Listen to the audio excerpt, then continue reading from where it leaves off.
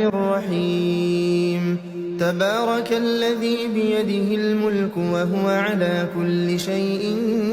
قدير الذي خلق الموت والحياة ليبلوكم أيكم أحسن عملا وهو العزيز الغفور الذي خلق 7 سماوات طباقا ما ترى في خلق الرحمن من تفاوت فارجع البصر هل ترى من فطور ثم ارجع البصر كرتين ينقلب إليك البصر خاسئا وهو حسير ولقد زينا السماء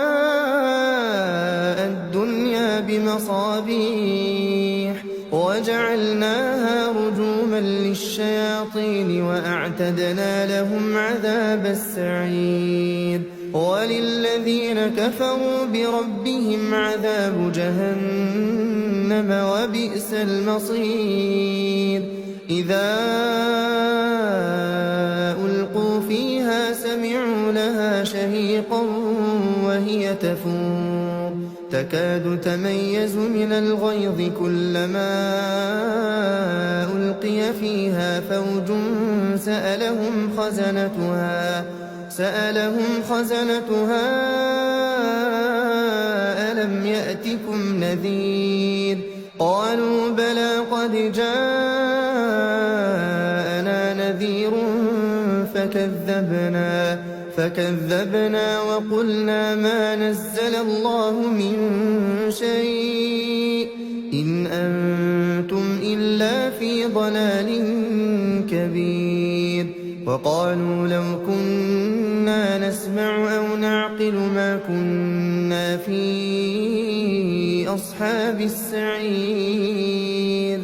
فاعترفوا بذنبهم فسحقا لأصحاب السعير إن الذين يخشون ربهم بالغيب لهم مغفرة وأجر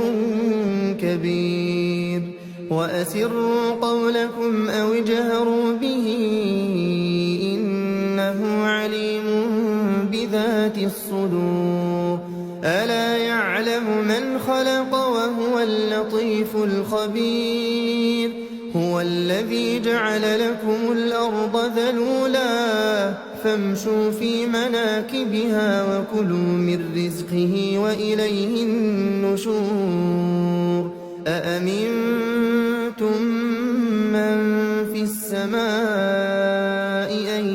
يخسف بكم الأرض فإذا هي تمور أم أمنتم من في السماء أن يرسل عليكم حاصبا فستعلمون كيف نذير ولقد كذب الذين من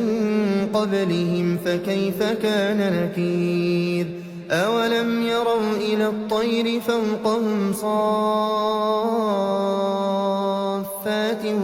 ويقبضن ما يمسكهن إلا الرحمن إنه بكل شيء بصير أمن هذا الذي هو جند لكم ينصركم من دون الرحمن إن الكافرون إلا في غرور أمن هذا الذي يرزقكم إن أمسك رزقه بل لجوا في عتو ونفور أفمن يمشي مكبا على وجهه أهدى أمن يمشي سويا على صراط